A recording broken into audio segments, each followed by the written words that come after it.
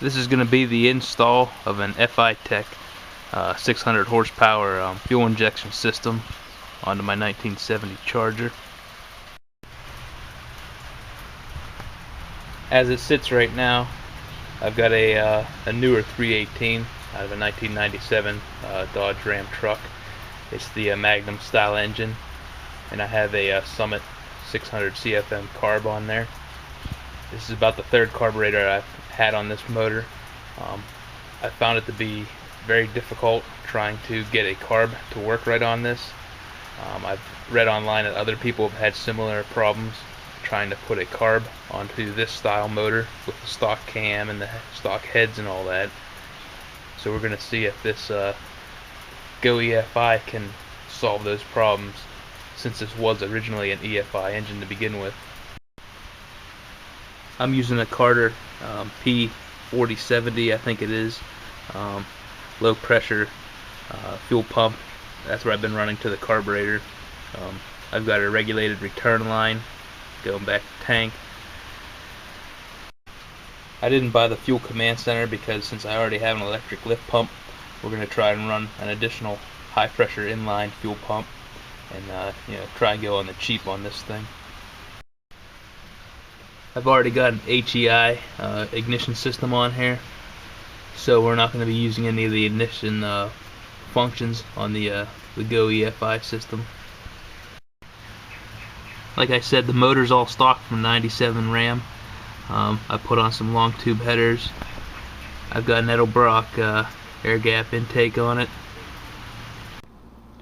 This whole fuel system's going to be a mess because I'm not into the A&N fittings, and I don't have all the hoses and kits to do it. So I'm trying to do this thing as cheap as possible.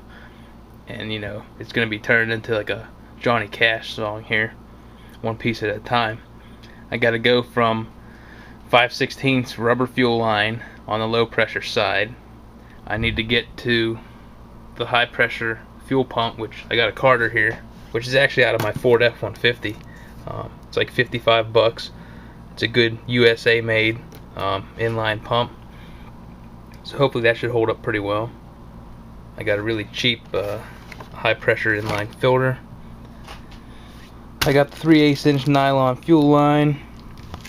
I've got all the quick disconnects or snap-on fittings for that 3/8 nylon line. This is the fitting out of the GoEFI. It has, I don't know what that thread is there. But it has a 6-6 AN fitting coming out. So we need to adapt this down to the 3/8 inch hard line. Then we have a return line, which is all low pressure.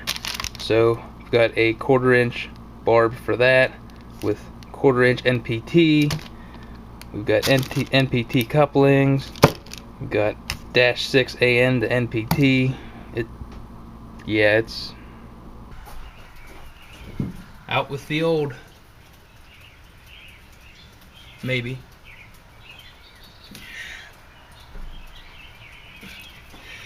Looks like it doesn't want to give up its carburetor. There we go.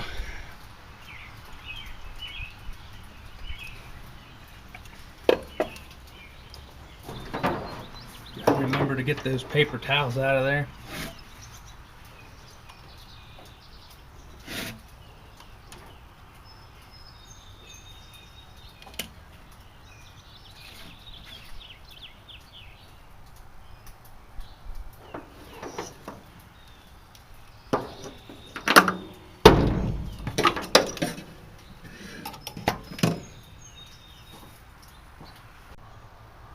That's a lot of adapters on there. So we go from -6 AN, 1/4 inch NPT coupling to a 5/16 hose barb. Here we go, a -6 AN coupling to a quick disconnect 3/8 inch diameter. So there we routed in from the existing lift pump to the high pressure Carter pump, up to the high pressure fuel filter, and from there into the EFI. Got to drain some of the coolant out. Replace the old manual temperature gauge with the temperature gauge sending unit for the EFI. Got the throttle cable rigged up. Not much better than it was before, but at least it works. Well, I'm sure they probably make an adapter for this throttle cable, but you know, that's what they make drills and hammers for.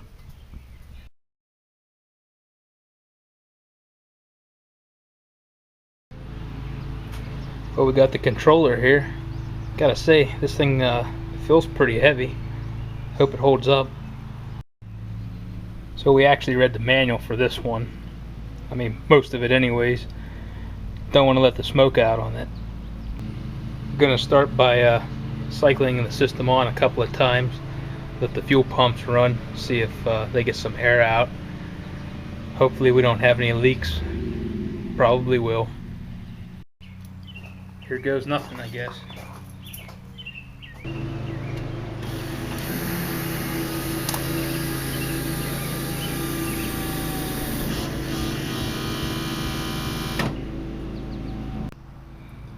We'll try it one more time to try and purge the air out.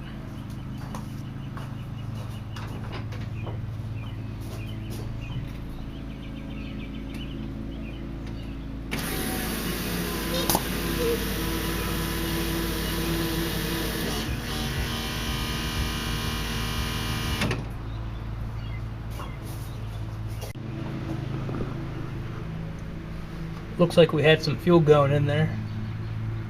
Time to give it a try.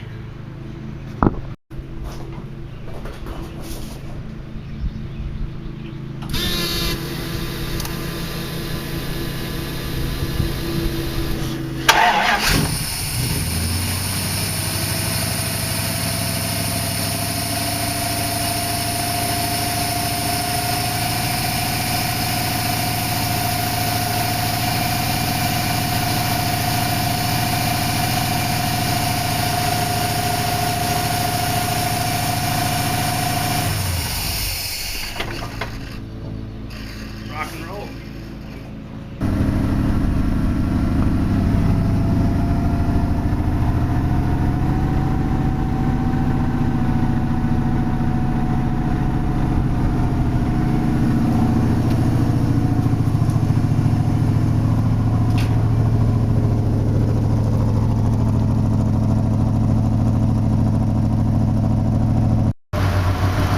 It's working.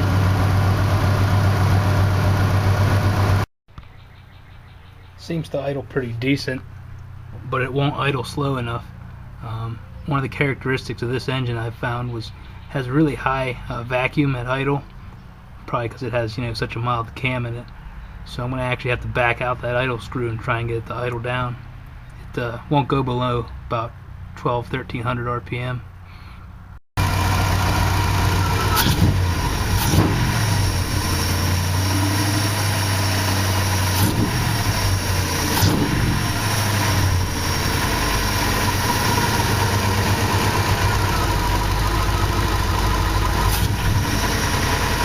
Still has a bit of a bog.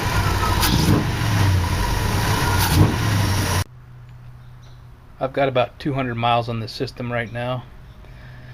I'm still trying to hold off my complete judgment on it until it, fully learns its settings and adapts to it.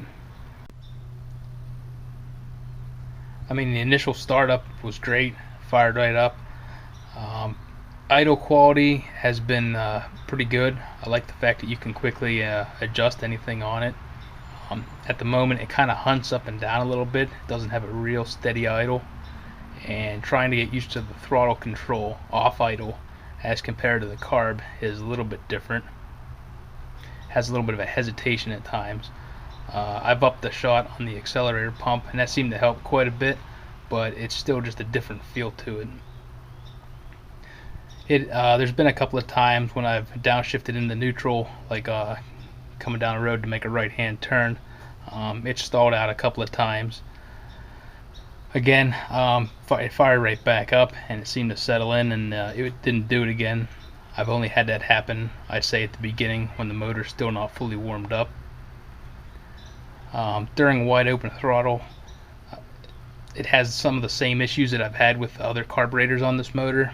They like to run rich on the top end for some reason.